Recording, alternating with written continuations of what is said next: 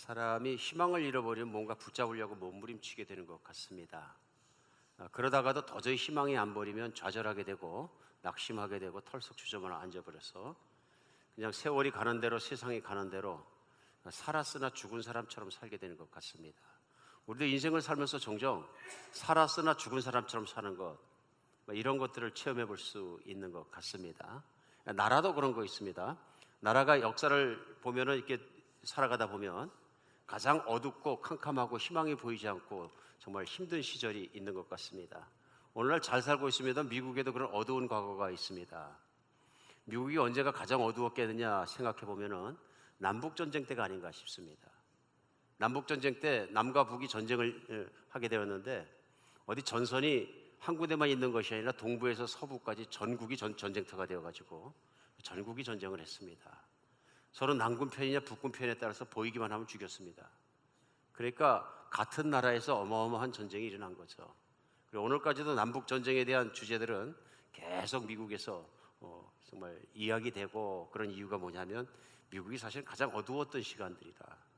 남북 전쟁이 얼마나 치열했으면은 1860년 전쟁이 끝나고 인구조사에 따르면 13세에서 43세 백인 남자 전체가 8%가 전쟁에서 사망했다. 8%가요. 그래서 북부 인구는 6%가 죽었고요. 남부 인구는 18%나 되는 사람들이 죽었다는 것입니다. 집집마다 초상인 거죠. 그러니 전쟁 나가서 죽은 사람만 이렇게 많으니까요. 전염병으로 죽고 기근으로 죽고 모든 다른 이유로 다 학살당해 죽은 사람은 이런 말할 수 없이 많이 죽었다. 그 전쟁하는 4년 동안 미국은 그야말로 암흑천지였다.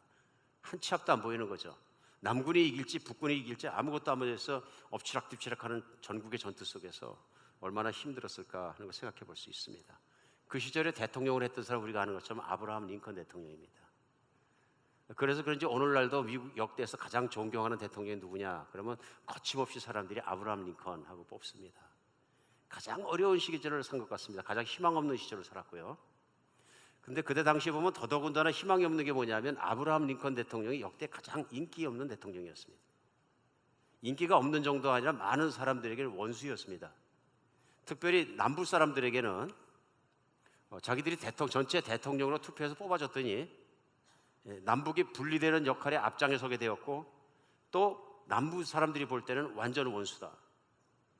그래서 최소한 남쪽에 사는 사람들에게 링컨 대통령은 원수입니다. 죽이고 싶은 존재입니다. 그런데 북군 쪽에서도 전부 다 링컨 대통령을 지원했던 것이 아니라 더 많은 숫자의 사람들은 남북 분리주의자였습니다. 그분들이 주장했던 건 뭐냐 하면 싸우지 말고 남북이 갈라서 가지고 두 나라를 만들고 살자 하는 평화공존을 주장하는 사람들이었습니다. 이 남북 분리주의자에게는 또 링컨 대통령이 죽일 사람이었습니다. 원수같이 여겼습니다. 그러니까 그들의 비난의 소리는 이루 말할 수가 없었고요. 남아있는 사람들도 그렇게 아브라함 링컨 대통령을 탐탁하게 생각하지 않았던 것 같습니다. 그래서 링컨 대통령의 외모도 한몫했습니다. 그러니까 외모를 가지고 막 욕을 하는데 원숭이 같이 생겼다, 사기꾼이다, 거짓말쟁이다, 강도같이 생겼다, 별 얘기를 다 하고요. 사람이 들을 수 없는 욕들을 이루 말할 수 없는 인신공격을 다 받았습니다. 그런 중에 링컨 대통령은 대통령을 하셨다. 얼마나 힘듭니까? 그러나 우리는 알고 있습니다. 이분이 기도와 말씀 속에서 버텨냈다. 그 캄캄했던 시절에 오직 하나 믿음으로 빛을 볼 수 있었던 건 링컨 대통령이다. 근데 사람도 또 도움이 됐던 것 같아요.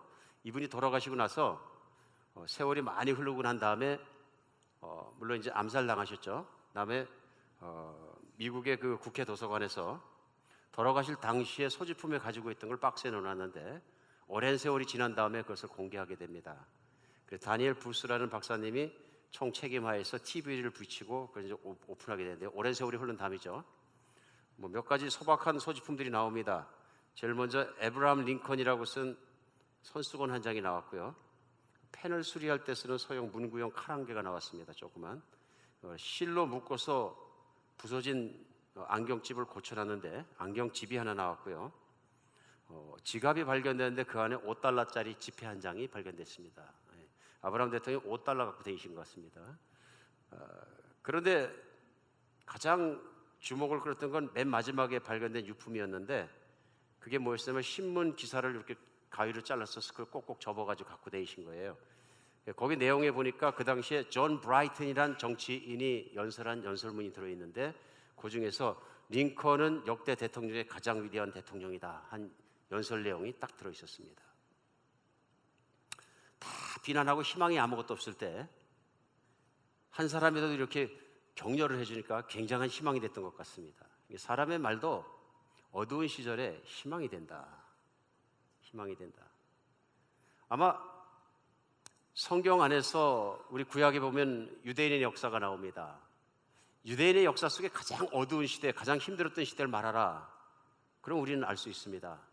그들이 바벨론의 침략을 받고 바벨론에서 무너지고 성이 회파되고 바벨론 군대가 쓸고 들어와서 성전도 불질러버리고 왕궁도 태워버리고 가옥들은 다 불태워버리고 왕은 두 눈을 뽑고 쇠사슬을 묶어서 끌고 가고 백성의 태반은 다 죽여버리고 나머지 사람도 포로로 잡아가서 바벨론을 끌어갔을 때 그래서 나라도 잃어버리고 정체성도 잃고 몽땅 잃어버리고 바벨론을 가서 노예 생활할 때 가장 비참했을 것이다.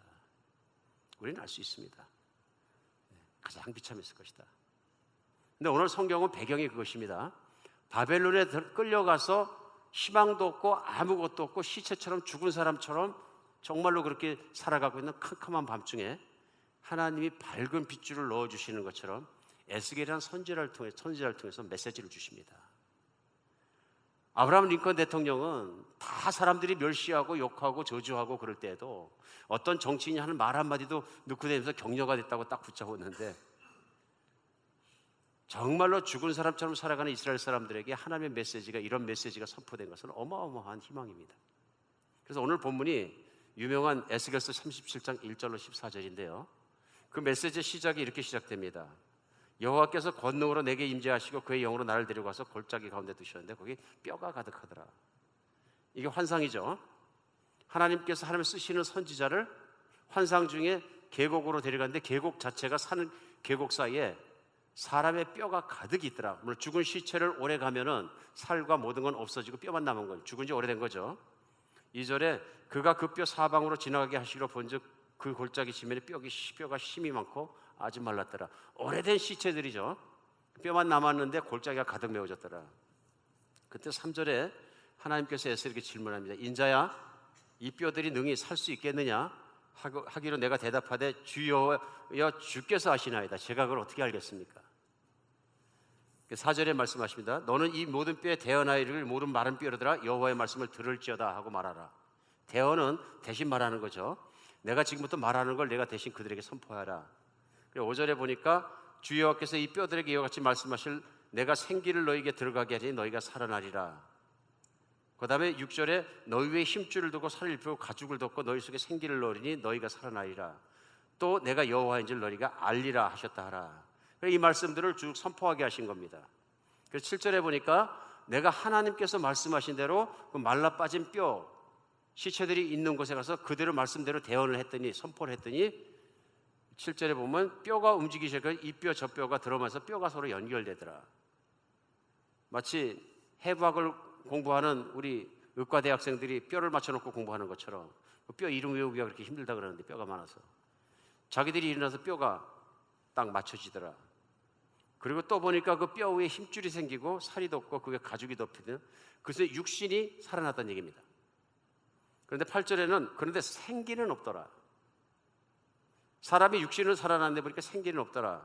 그러니까 9절에 또 하나님께서 이르시되 인자야 너는 생기를 향해서 대언해서 생기에게 대언하여 이르기를 주 여호와께서 같이 말씀해 생기가 사방으로부터서 이 죽음 당한 자에게 불어서 살아나게 하라. 아나 생명은 없는 거예요. 생명의 생기를 대언해서 들어가게 하라. 그 말씀을 선포하자마자 성령님이 하셨겠죠. 생명의 능력이 그 안으로 들어가서 그들이 살아있는 사람이 되더라. 그래서 10절에 보니까 생기가 그들에 들어가면 그들이 곧 살아나서 일어나 서는데 극히 큰 군대더라. 그러면서 12~14절까지는 계속되는 말씀 뭐냐면 하나님께서 이스라엘 백성 바벨론의 포로들을 이렇게 하시겠다. 그리고 내가 너희들을 이스라엘까지 데리고 가서 다시 살리고 너희들이 이 일이 일어날 때 내가 하나님인 줄 분명히 알게 될 것이다. 그러니까 그들을 데리고 예루살렘으로 돌아가서 다시 시작하기 전에 이 말씀을 예언으로 선포하심으로 말미암아 오랜 세월이 몇십 년 지나고 이 백성이 예루살렘에서 다시 살게 됐을 때 에스겔을 통해서 하신 이 환상으로 보여진 예언도 하나님의 말씀이 사실이고 실제 하나님은 살아계시다는 것을 믿게 하시는 거죠. 사건이 일어나기 이전에 예언은요, 먼저 말씀해 주심으로 말미암아 그 사건이 실제 그렇게 일어났을 때 하나님의 말씀은 살아있다, 하나님은 살아계시다 하는 걸 이스라엘 백성이 더 깊게 믿을 수 있도록 선포해 주신 말씀입니다. 인류의 역사는 실제로 이 말씀이 선포되고 수십 년이 지난 다음에 이스라엘 백성이 가능치도 않은 일이었었는데 자기의 땅으로 돌아가서 거기에 성전을 다시 짓고 하나님을 섬기고 다시 그들의 도시를 세우고 살았던 것을 정말로 증거하고 있습니다. 하나님의 말씀은 그냥 허공에 선포된 것이 아니라 하나님의 말씀은 이루어졌고 하나님 말씀은 오늘도 선포되면 그것이 이루어진다 하는 믿음을 오늘도 이 말씀을 보는 우리에게 갖게 도와주시는 것입니다. 그래서 수천 년 전에 일어난 선포되었고 이행됐던 그 말씀이 역사에 묻혀버린 골동품이 아니라 오늘 이 말씀을 우리가 믿음으로 받아들였을 때 오늘 살아계신 하나님께서 오늘 이스라엘 백성을 살리시는 것처럼 우리 영혼을 또 살려주실 것을 믿는 것입니다. 오늘 말씀 가운데 우리가 봤을 때 놀라운 일이 일어납니다. 그것이 뭐냐면 죽었던 것이 살아나는 것입니다. 뼈가 말랐다는 얘기는 생명은 하나도 없고요, 완전히 죽은, 그야말로 그냥 죽은 것입니다. 혹시 우리 중에 듣는 분 중에서 우리 조상의 묘지를 이장해 보신 분들이 계실 겁니다. 묘자리를 잘 잡으면 뼈만 하얗게 남습니다. 포삭포삭하니. 심지어는 뼈까지 삭아가지고 하얗게 잘 이렇게 된 거, 그 건조하고 그 조건이 맞아 그렇게 되는 거죠. 근데 묘자리를 잘못 쓰면 썩습니다. 아주 지저분합니다. 그래갖고 한국에서 명당 그러나 봐요. 우리 아버님이 그 뼈가 잘 마르는 곳을 잘 찾는 분 중에 한 분이셨는데, 어쨌든 뼈가 말랐다는 얘기는 이 시체가 죽은 지 오래됐다 그런 얘기입니다. 살아날 소망이 없다. 근데 이 오늘 본문 가운데 살아날 소망이 없는 존재가 누구냐면 바벨론에 끌려갔던 이스라엘 사람들입니다. 이스라엘 사람들은 육신적으로 멀쩡하게 살아 있습니다. 하루 세끼 밥 먹어야 살고요, 움직이고요, 또 주인이 시키면 일하고요. 저들이 육신적으로는 살아있다 그런 얘기입니다. 근데 오늘 뭐라 그러시냐면 이들이 죽었다 이렇게 말씀하십니다. 근데 실제적으로 이스라엘 백성들에게는 왜 죽었냐면 희망이 없습니다. 사람이 희망이 없는 삶을 살면 죽은 거나 마찬가지입니다. 살았으나 죽어 있는 것이다. 매일 죽어가고 있는 것이죠. 한반도에서도 여러분과 제가 떠난 조국에서도 이 죽은 듯이 살아간 시절이 있었던 것 같습니다. 1900년대 초에 노일전쟁, 청일전쟁이 한반도를 막 휩쓸고 지나갈 때 왕실은 힘을 잃어버리고 심지어는 다른 나라 대사관으로 왕이 막 도망다녀야 되고 결국은 일본의 나라의 주권도 뺏기고 모든 것 뺏고 국모는 살해당하고 일본 사람들이 군합발로 막 밟기 시작하고 비참하고 깜깜한 시절이 있었습니다. 아마 그래 그때서 적막한 광야를 달리는 인생아 너는 무엇을 찾으러 왔느냐, 한국 최초의 가요라 그러는데요. 그 가요를 쓰신 분 현해탄을 건너다가 자살하셨네요. 몸을 던져서. 아무것도 안 보이는 거죠. 너는 무엇을 찾으러 왔느냐, 앞이 안 보이는 겁니다. 이래도 한 세상 저래도 한 세상, 돈도 명예도 사랑도 다 싫다. 저보고 어떻게 해서 이 노래를 이렇게 잘하냐고 묻지 마십시오. 5살 때부터 이 노래를 들었습니다. 제가. 노래 한번 해보세요. 그럼 제가 그 노래부터 딱 나올 수 있습니다. 우리 중에 은혜를 받은 지 오래되지 않은 분들은 술자리에서 한 번쯤 불렀던 기억이 날 것입니다. 인생 타령할 때 아주 딱 맞습니다. 돈도 명예도 사랑도 다 싫다. 왠지 슬퍼집니다. 그죠? 앞길이 안 보인다는 얘기죠. 미래가 안 보인다는 얘기죠. 왜 그분이 현해탄을 건너다가 배에서 몸을 던져서 그냥 자살할 수밖에 없었는지 느낌이 온다 그런 얘기입니다. 그러니까 우리 뭐 앞때 살아가셨던 조상들이십니다만은 희망이 안 보이니까 저녁에 농한기가 되면 저녁에 모여서 화투치고 술 먹고 넘어지고 싸우고 그런 인생을 살아간 거죠. 작은 것에도 낙을 찾아보려는데 낙이 없으니까 가정에 들어가면 싸우고 소리 지르고 밥상 던지고 아주 흔하게 봤던 광경입니다. 예전에 한국에서는요.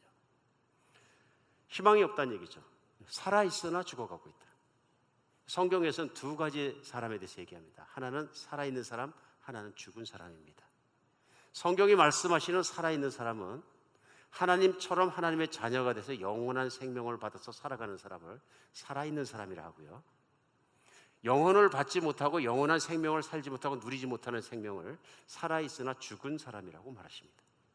오늘 이스라엘 백성은 멀쩡하게 육신적으로 살아서 돌아다니지만 하나님이 말씀하실 때 이들이 죽었다, 뼈와 마찬가지다. 그러나 내가 이들을 살려서 예루살렘에 돌아가서 산 사람답게 해주겠다. 이것이 약속인 것입니다. 놀라운 약속입니다. 놀라운 약속입니다. 오늘 현대교회에서도 이걸 생각을 해야 됩니다. 신약 성경에서는 에베소 2장 1절에 보면 사도 바울이 산 사람과 죽은 사람을 얘기할 때 이 땅 가운데 영원한 생명을 가지고 살지 못하는 사람들을 통틀어서 뭐라 그러냐면요, 죄와 허물로 죽은 인간들, 이렇게 표현합니다. 인간의 죄와 허물로 말미암아 죽은 인간을 예수 그리스도께서 살리셨도다. 그러니까 예수님을 만나기 전에 사람은 죽은 인간이고 죽어가고 있는 것이고 육신 가운데만 살아있다, 이런 얘기입니다. 그러니까 살았으나 죽은 자라는 얘기입니다. 교회도 마찬가지입니다.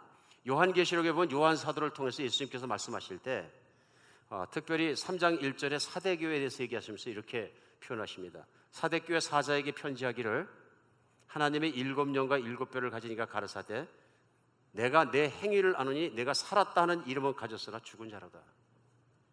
교회를 향해서 살았다 하는 이름은 있지만 그 교회는 죽었다, 이렇게 표현하십니다. 지독한 말씀이죠. 무서운 말씀입니다. 하나님의 교회를 향해서 내가 살았다 하는 이름은 가지고 있으나 너는 죽은 자라고 말씀하시면 죽은 겁니다. 뭐가 죽은 걸까요? 물론 영혼에 대한 얘기입니다. 내가 영혼이 죽었다, 그런 말씀입니다. 내 교회가 살아있고 활발하고 뭔가 하는 것 같지만 하나님 보시기에 내 영혼이 죽었다. 이스라엘 마찬가지입니다. 하나님 선택받은 백성이고 하나님의 백성이고 하나님이 정말 그래서 약속한 백성인데 바벨론에 가서 사는 모습 보니까 죽었다 하는 얘기입니다. 말라붙은 뼈다 하는 얘기입니다. 그런데 하나님께서 그것을 버리시지 않겠다. 그러면서 오늘 에스겔에게 물어보신 첫 번째 질문이 인자야, 이 뼈들이 능히 살겠느냐? 그 질문입니다. 이 말씀은 인자야, 내가 이 죽은 자들을 살려내겠다, 그런 말씀입니다. 기가 막힌 말씀이죠. 내가 이 살려내겠다. 그래서 살려내는 과정에서 에스겔을 쓰셔가지고 너는 이 뼈들에게 대언하라, 내 말을 전하라. 말을 전할 때마다 뼈가 일어서고 살이 붙고 힘줄이 붙고 육신이 꺼지기 완성이 되고 완성이 됐는데 아직 산 사람이 아닌데 하나님의 성령으로 생기를 부어놓으시니까 산 사람이 되더라. 이게 오늘 우리에게 메시지입니다. 참 중요한 메시지입니다. 오늘 하나님의 말씀에 에스겔을 통하신 말씀이 오늘 우리에게 그대로 적용할 수 있는 말씀이 있습니다. 분명히 있습니다. 세월이 지나가도 변하지 않는 진리가 이 안에 있습니다. 그것은 뭐냐 하면요, 새 생명을 받으면 생명력이 넘친다는 것입니다. 새 생명을 받으면 생명의 능력이 그 안에 넘친다. 그래서 하나님께서 생명력을 다시 불어넣으신 것을 뼈가 죽어있는데 다시 살아나는 모습으로다가 설명을 해주신 것입니다. 이스라엘 백성이 바벨론에 끌려가서 살아있긴 살아있는데 생명의 능력이 그 안에 없다, 그런 얘기입니다. 생명의 능력이 어떤 것입니까? 살아있어서 기쁨이 넘치고 살아있어서 감사하고 살아있어서 보람이 있고 막 그런 모든 능력들을 얘기합니다. 기쁨이 넘치는 것을요. 이스라엘 백성들은 낙심했고 피해의식이 강해졌고 정체성도 잃어버렸고 살아도 상계하시다, 그런 얘기입니다. 마른 뼈가 돼버린 것이죠. 그런데 이스라엘 백성만 마른 뼈가 되고 살아도 죽은 사람으로 사는 것이 아니라 이 땅에 그럴 경우가 많이 있다. 어떤 사람들이 죽었을까요? 새로운 생명을 받기 전에는 죽은 모습으로 살 수밖에 없다. 이 땅 가운데 두 종류의 사람이 있는데요, 한 종류의 사람은 성령의 능력에 따라서 새로운 생명을 받고 영원한 생명을 가지고 기뻐하며 사는 생명, 그러니까 생명력을 누리고 있는 믿음의 사람. 두 번째는 뭐냐 하면요, 육신의 생명은 받았지만은 그가 영원한 생명을 받지 못했기 때문에 육신의 생명만 의지해서 살아가는 사람. 두 가지입니다. 근데 요한계시록 3장 1절에서 말씀하신 거예요. 교회를 향해서도 마찬가지로 말씀하시는 거예요. 사대교회가 살았다 하는 이름은 있으나 내가 실상은 죽은 자로다. 무슨 말씀이냐면요, 어느 날 교회 안에도 살았다 하는 이름은 있으나, 교인이란 이름은 있으나 실제로는 생명이 죽어 있을 수 있다, 그런 얘기입니다. 하나님 보시기에는 생명이 죽으면 어떤 현상이 일어날 걸까요? 전에도 한 말씀드렸던 한국에 있는 이어령 박사님 따님 고 이민아 목사님께서 간증하신 내용 중에서 그런 내용이 있어요. 한국에 가신 적이 있는데 부산인가 어디 횟집에 갔더니 살아있는 낙지를 틈실한 것을 잘라서 산낙지회를 줬는데, 뭐 미국에서 시간을 많이 보내셨으니까 많이 징그럽겠죠. 그래도 먹으려고 이제 다리를 집어갖고 입에 넣었는데 그 낙지가 내 입안 속에서 살아있더라. 그렇죠? 쩍쩍 들어붙고 잘못하다 그 잘못 먹으면 죽는다 그러는데 그때 질문이 생각했대. 이 낙지가 산 것일까 죽은 것일까? 이 낙지 다리는 살아있습니다. 지금 꿈틀거리고 움직이고요.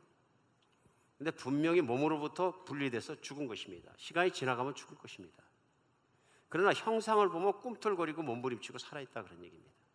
그러면서 생각했대요. 내가 인생을 이렇게 살았다. 내가 인생을 이렇게 살았다.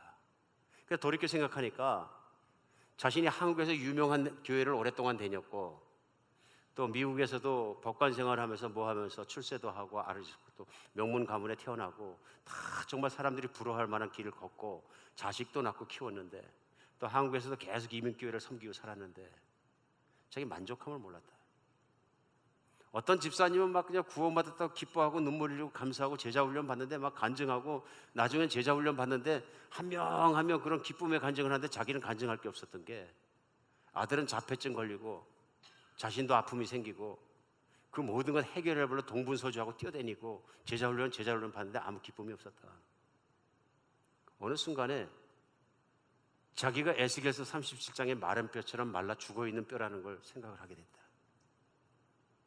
자기가 인생에서 몸부림치고 있는 게 많은 걸 가졌음에도 자기가 만족하지 못하고 현재 닥친 문제 때문에 몸부림치고 있고 행복하지 않다고 생각하고 기쁘지 않은 자신의 모습이 죽은 뼈라, 마른 뼈라. 그러면서 그때 깨달음이 온 게 뭐냐면 신앙생활을 오래 했지만 나는 하나님의 몸처럼부터 떨어져 나와 있는 자라. 결국은 그러니까 내 안에 없는 것이 뭐냐면 그 생명이 주는 기쁨도 평안도 능력도 하나님이 약속하신 걸 내가 누리지 못하고 다른 성도 보니까 그런 성도가 있는 것 같은데 나는 여전히 몸부림치고 있더라. 분명히 다른 사람보다 내가 가진 것도 많고 받은 것도 많고 누리는 것도 많은데 왜 이렇게 내면이 이렇게 생겼나. 그때 느낀 것이 내 내면은 죽은 자라. 생명의 능력이 없다.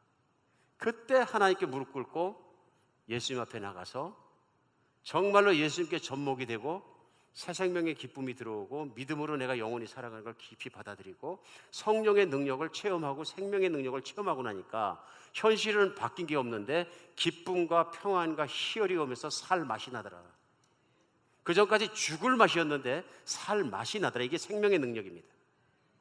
이건 다른 조건 때문에 그런 것이 아니고 삶이 모든 게 하나님이 주신 생명이 새 생명이 하고 그 성령이 일으키시는 생명의 능력이다 하는 것이죠.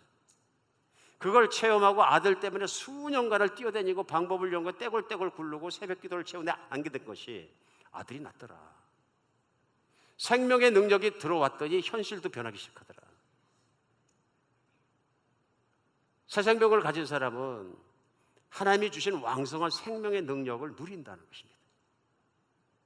그러니까 오늘도 우리가 살아가면서 교회를 아무리 내가 열심히 다녀도 만약에 예수 그리스도로 말미암은 내가 새롭게 태어난 생명의 능력을 나를 기쁘게 하고 평안하게 하고 누리게 하고 의롭게 하고 하나님과 정말로 대화하면서 매일매일 행복한 생활을 살지 못하게 한다면 생명의 능력이 내 안에서 소진됐거나 아니면 없기 때문에 그런 것이죠.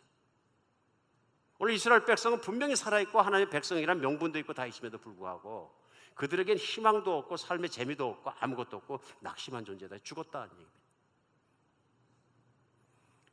하나님께서는 이 땅 가운데 하나님으로부터 떨어지고 생명의 능력을 잃고 모든 걸 잃어버리고 죽어가고 있는 실제로 죽음을 향해 달려가고 있는 하나님의 자녀들을 영원한 생명의 능력을 주고 살리시기 위해서 그 아들 예수를 이 땅에 보내주셨습니다. 그래서 죄와 허물로 죽을 수밖에 없고 죽어가고 있는 존재들을 예수님께서 그 정말 죄의 대가를 십자가에서 흘려주셔서 피 흘리신 피로 말미암아 닦아주시고 대신 죽으신 그 자리에 말미암아서 하나님의 자녀가 될 수 있는 의로움을 주셨다는 것입니다.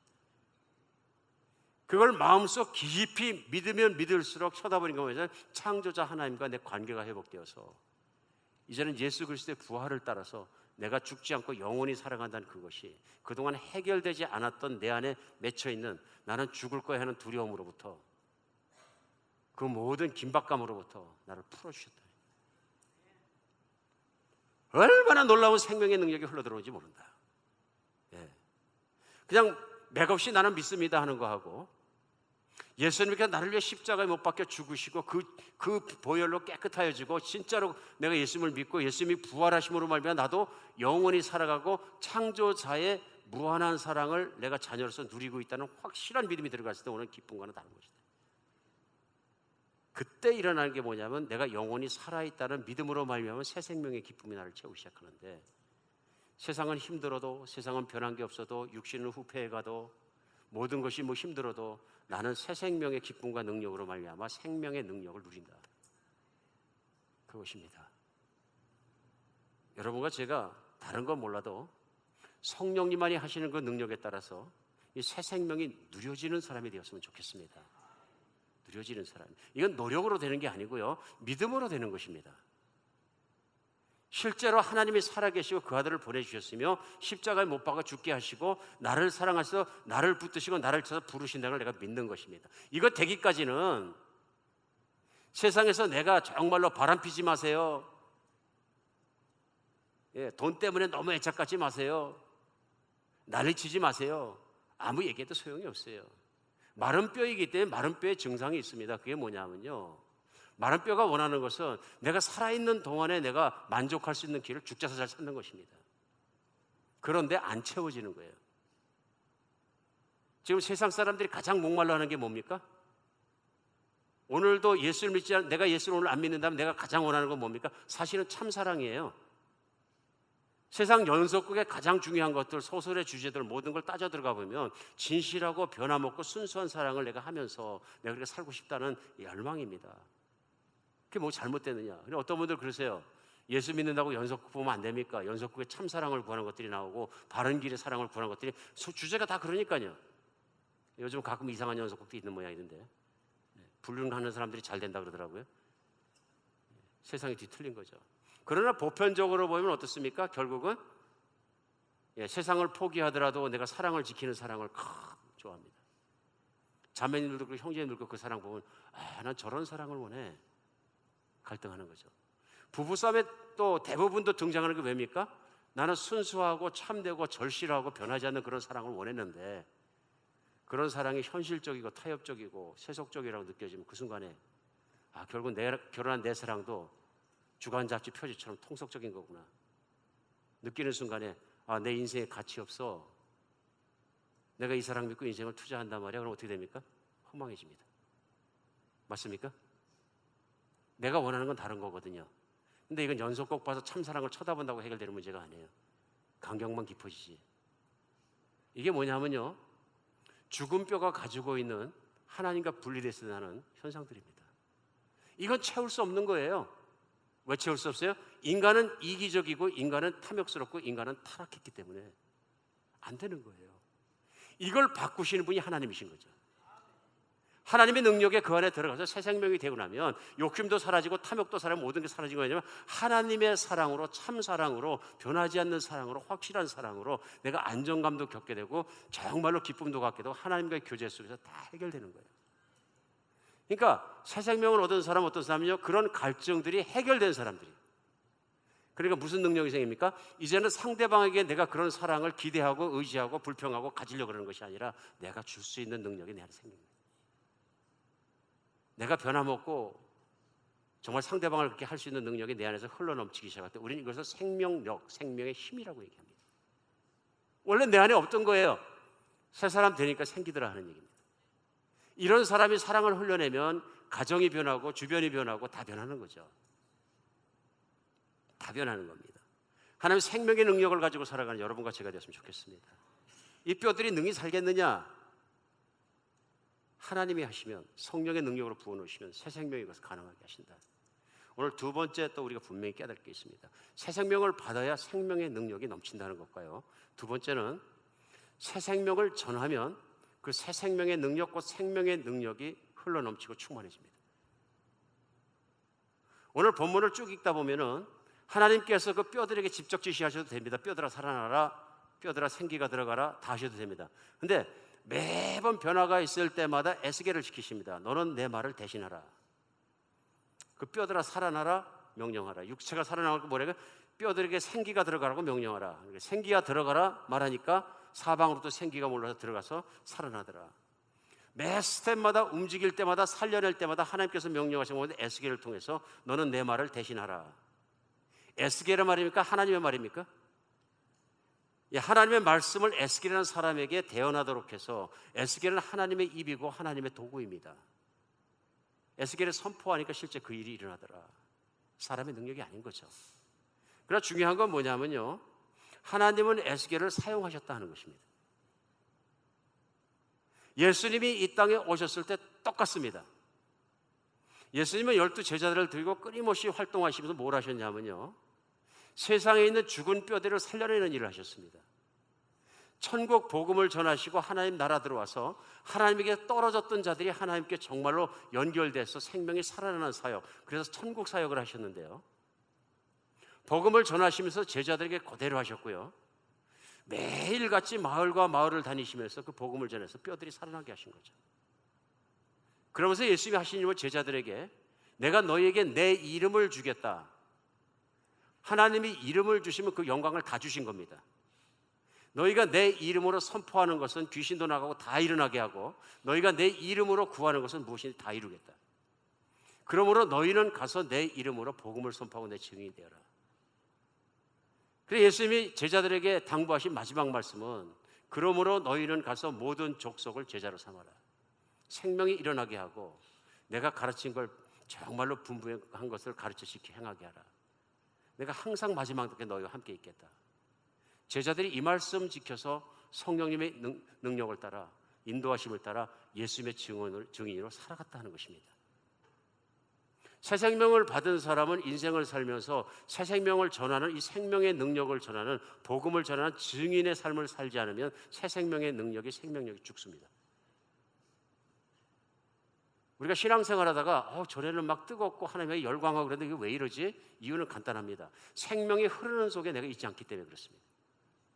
생명력이 지속적으로 흐르고 성령이 지속적으로 나를 쓰는 것은요, 한 가지 길입니다. 성령이 하시는 일에 내가 그 가운데 있어 성령이 나를 쓰시는 겁니다.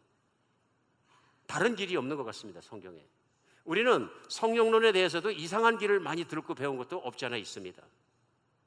성령이 충만히 임하면 막 그냥 황홀경에만 들어가고 막 이런 것만 사모해갖고 성령 충만이 하니까, 황홀경에 내가 성령 때문에 있는 것은 1시간을 못 갑니다. 황홀경에서 빠져나오면 끝입니다.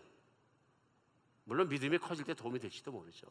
그런데 우리는 잊어버린 것이 있습니다. 제일 중요한 것이요. 그 뭐입니까? 성령이 이 땅 가운데 무엇을 하시냐 하는 것입니다. 예수님이 클리어하게 말씀해요. 성령은 오시면 나의 것을 가지고 내 복음을 전할 것이다. 내가 제자들과 함께 다니면서 그렇게 천국의 복음을 전하고 죽은 뼈들 일어나고 마른 뼈들 일어나게 하고 생명을 살려내고 그렇게 살았던 것은, 성령이 오시면 각 믿는 사람 안에 있어서 그 한 사람 한 사람을 데리고 성령의 동역자를 삼으셔서 마른 뼈가 일어나게 하고 생명을 살리시는 그 일을 할 것이다. 하나님 나라를 일으켜 세울 것이다. 이게 성령이 하시는 일이고 하나님이 하시는 일인 거죠. 그런데 만약에 하나님을 믿고 새 생명을 받은 사람이 생명의 일, 곧 성령의 동역자 일을 안 하면 어떻게 됩니까? 에스겔이 하나님 말씀을 선포하지 않는 것과 똑같습니다. 에스겔에게 하나님 말씀하셨어요. 너는 내가 말한 것을 선포하지 않으면 사람들이 마른 뼈로 죽어가는 그 죄를 너에게 잡겠다. 이게 사실 무서운 말씀이거든요. 우리의 구원이 인과응보적이라는 얘기가 아니고요, 새 생명을 받은 사람은 나의 인생에 해야 될 중요한 일이 무엇인가를 안다는 것이죠. 성령님이 내게 임하셨으면 성령의 동역자가 돼서 죽어있는 다른 마른 뼈를 향해 가서 복음을 전하고 예수 그리스도의 증인으로 살아가는 것이 중요하다는 것입니다. 믿으십니까? 언젠가 한번 사도행전 강해를 했더니 진실이고 실화입니다. 몇 가정이 한미전교회를 떠나셨어요. 사도행전 강해를 한 2달 했는데요, 2가정 정도가 제가 신방을 갔었는데 목사님 그 사도행전 강해할 때 너무 지겨웠어요. 그 뭐에 그리 지겹습니까? 그러니까 목사님은 흥분해서 얘기하지만 나는 어차피 전도할 사람 아닌데 매주마다 갈 때마다 전도해라 선교해라 그 얘기만 하니까 교회가 지루해서 일주일날 갈 수가 없었어요. 생명이 없어서 그렇습니다. 제가 마음이 많이 아팠어요. 생명이 없으니까 생명의 말씀이 안 들리는 거예요. 내가 무엇을 하고 사는 것이 가장 내가 꽉 찰 수 있고 기쁠 수 있고 내가 평안할 수 있고 주님을 누릴 수 있고 그런 길인가를 모르는 거예요. 생명이 있으면 죽은 뼈가 살아 들어올 때 제일 기쁩니다. 너무너무 기쁩니다. 우리 교회 목장도 마찬가지입니다. 목장이 가장 기쁜 때는 언제냐면요, 믿지 않는 사람을 놓고 같이 기도하고 했는데 그 사람이 실제로 자리에 와서 앉아가지고 함께 예수님을 정말 영접하고 그래 가장 기쁘고 성령이 가장 충만합니다. 믿으십니까? 근데 그 일을 안 하면 누구든지 죽어가고 어떤 단체든지 죽어갑니다. 생명의 능력이 소멸되고 있는 거예요. 성령이 하시는 일은 분명하거든요. 이 시간도 예수 그리스도의 복음을 통해서 생명을 살리고 그 생명을 온전하게 일으키는 일을 성령이 하시거든요. 근데 이상한 성령론을 배우면 큰일 난다 그런 얘기입니다. 성령은 생명입니다. 오늘 본문에 생기로 나오고요, 인간에게 생기를 불어넣으신 건 하나님이십니다. 인간의 최고의 영광은 하나님 성령의 동역자가 되는 것입니다. 오늘 에스겔의 가장 큰 영광은 하나님이 에스겔을 동역자로 쓰신 거고요, 성령을 받고 복음을 알고 복음을 전하는 사람마다 다 하나님의 동역자인 줄 믿으시기 바랍니다. 내가 가족에게 복음을 전하든 주변의 직장에서 복음을 전하든 내 길거리에서 전하든 또 멀리까지 나가서 우리 단기 선교팀들 선교지가 전하든 우리 예수 그리스도 증인입니다. 성령님의 목적은 우리에게 오셔서 나를 사용하시고 그 생명의 능력이 나를 통해 흘러나가게 하시는 것입니다. 이 능력이 죽으면 성령 충만한 것도 진실이 아닐 수 있습니다. 그 영혼을 향한 열정과 그 섬기고 싶은 것과 또 나가서 전하고 싶은 것이 있어야 되는 거죠. 뉴욕의 메트로 월드 차일드라는 미션 기관이 있습니다. 1980년에 시작했는데요, 이 기관을 통해서 오늘도 12개 나라에서 미국을 포함해서 20만 명 정도 어린이들이 양육되고 있습니다. 근데 이 어린이들이 어떤 어린이냐면 부모에게 버림받았거나 아니면 불량자들이 많이 모여서 사는 지역에서 살고 있으면서 불량한 서클에 들어갔거나, 대개는 이런 부류의 어린이들이 이 단체로부터 후원을 받고 또 주일학교에 들어가서 공부를 하면서 하나님의 말씀으로 양육받고 있습니다. 이 단체를 시작하신 분이 빌 윌슨이라는 미국 목사님이신데요, 이 목사님이 과거에 아주 힘든 개인적인 사연을 가지고 있습니다. 12살 때 뉴욕 브루클린에 사시면서 엄마하고 나갔는데 동네 한 모퉁이에서 벤치가 있었는데 벤치에 앉아 있었는데 엄마가 내가 잠깐 요 옆에 갈 테니까 여기 좀 앉아 있어라, 금방 올게. 그렇게 간 엄마가 다시는 돌아오지 않았어요. 그러니까 12살짜리 빌 윌슨 어린이가 3일간을 기다립니다. 그 자리에서 3일간 밥 안 먹었으니까 엄청 배고프죠. 끊임없이 기다리는데 안 옵니다. 지나가던 한 아저씨가 초췌한 아이가 앉아 있는 걸 보고 너 왜 그러냐, 어디 아프냐 그러니까 배가 고프다 그러니까 며칠 굶었냐, 3일 굶었습니다. 사연이 드러난 거죠. 지나가던 아저씨가 너무 불쌍해가지고 밥을 사서 먹이고 준비를 해가지고 어린이 여름 성경학교 있는데 그 성경학교를 집어넣어주게 됩니다. 근데 12살짜리 빌 윌슨이 그 여름 성경학교 가가지고 하나님을 깊이 만나고 체험하게 됩니다. 절박한 순간이죠. 마른 뼈인 거예요. 어린이 마른 뼈. 그래 예수님께 완전히 붙잡히고 성령 충만해졌고 이 어린이가 자라면서 하나님의 은혜로 성장하여서 목사님이 됩니다. 그러면서 그가 생각해서 나 같은 버림받은 아이들을 위해서 나는 평생 사역하겠다, 그 마음을 먹고 뉴욕에부터 시작해서 아이들을 끌어모아서 후원하고 아이들을 또 훈련시키기 시작합니다. 그 단체가 1980년부터 커서 오늘날 큰 책임을 감당하게 되었습니다. 한번 TV에서 이것이 너희 삶이다 하는 그 TV에서 빌 윌슨 목사님을 취재했어요. 어떻게 이런 일을 하게 되냐, 어떻게 큰 일을 하게 되냐 취재하면서 깜짝 쇼를 했습니다. 그게 뭐냐면 그때 벤치에 앉았을 때 찾아왔던 아저씨를 TV 방송에 찾아냈어요. 참 요즘 그런 거 잘하는 것 같아요. 근데 그분의 이름을 확인했더니 데이비드 루튼이라는 분인데 실화에 있는 이 인물을 찾아내서 헤어진 지 처음으로 깜짝 놀라게 빌 윌슨 목사님 앞에 딱 세웠어요. 놀라운 일이죠. 그리고 기자가 빌 윌슨 목사님을 도왔던 데이비드 루튼이라는 분에게 물어봅니다. 왜 그 당시에 빌 윌슨 목사님을 도와줬습니까? 나중에 큰 제목이 되고 목사가 될 걸 아셨습니까? 그러니까 그런 걸 제가 어떻게 합니까? 그럼 왜 구해주셨어요? 그러니까 지나가다 불쌍하니까 구해줬죠. 지금도 그런 아이를 본다면 제가 도와줄 겁니다. 지나가다가 불쌍하니까. 우리가 생명을 전하는 일은 생명이 없고 헐벗고 마른 뼈가 있는 곳을 보면서 불쌍히 여기는 마음부터 시작합니다. 실제로 그렇습니다. 불쌍히 여기는 마음부터. 나도 죄인이고 나도 옛날에 그렇게 살았고 마른 뼈였고 이제 정말 살아나 있는 불쌍히 여기는 영혼에 대한 마음부터 시작합니다. 요즘 에베레스트 산을 갖다 올라가려는 사람이 굉장히 많아진다고 합니다. 챌린지가 되니까 그런가 보죠. 그래서 이제 그 소위 그 등정을 도와주는 서퍼들이 이제 많이 없으니까 자매들이 또 셀파를 하나 봐요. 네팔에서 실제로 어떤 팀이 등정을 하다가 셀파했던 자매 하나가, 현지 자매가 병이 들어가지고 올라갈 수 없게 됩니다. 고민을 하는 거죠. 몇 년간 준비했는데 이 팀을 포기하고 내려갈 거냐. 그러나 팀이 결정합니다. 그냥 올라가자. 근데 셀파들도 다 따라 올라갔습니다. 아픈 여인은 그냥 버림받은 겁니다. 그럼 길은 하나입니다. 혼자 내려가든지 죽든지. 올라갈 힘도 없고 내려갈 힘도 없고, 그러니까 죽을 수밖에 없습니다. 얼어 죽을 수밖에 없는데요, 죽어가고 있는 겁니다. 의식이 불투명히 시작하고 기절해버렸습니다. 죽는 겁니다. 얼어서. 두 번째 팀이 올라가다 봤습니다. 실신에서 다 죽어가는 여인을 보고 살아있는데 그냥 지나가 버립니다. 그들이 서서 회의를 했는데 몇 년간 계획 세웠던 이 등정 계획을 포기할 수는 없다고 그냥 올라가 버립니다. 셀파들도 자기 동족이고 동네 사람인데 그냥 같이 올라가 버립니다.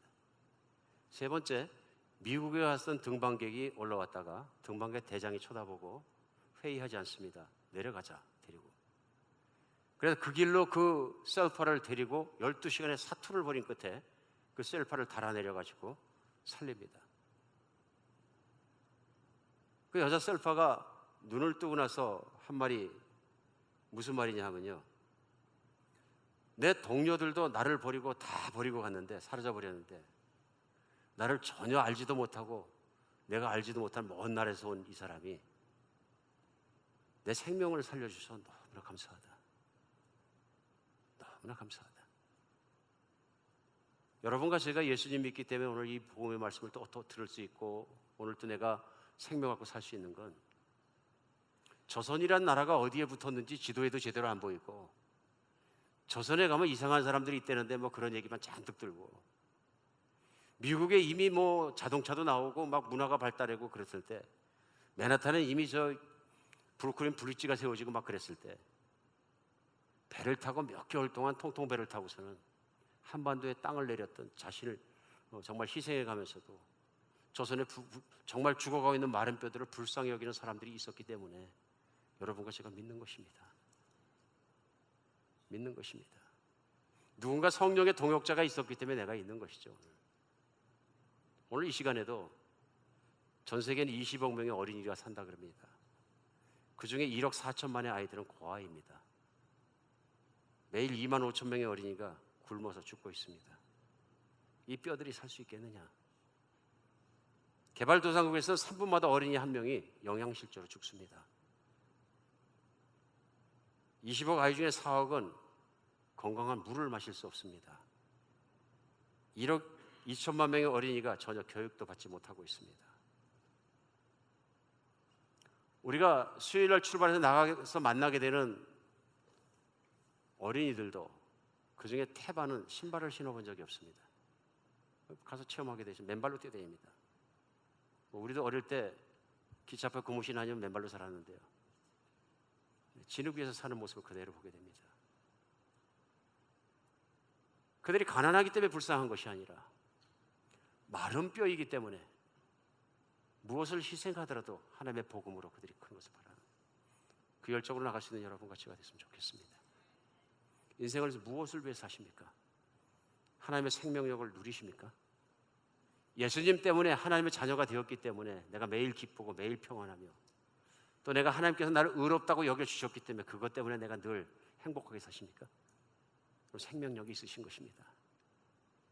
내가 예수님을 믿는다고 교회는 다니는데 비즈니스가 안 되기 때문에, 마음대로 안 되기 때문에, 가정생활이 내 마음대로 안 되기 때문에 속이 뒤틀리고 하나도 행복하지 않습니까?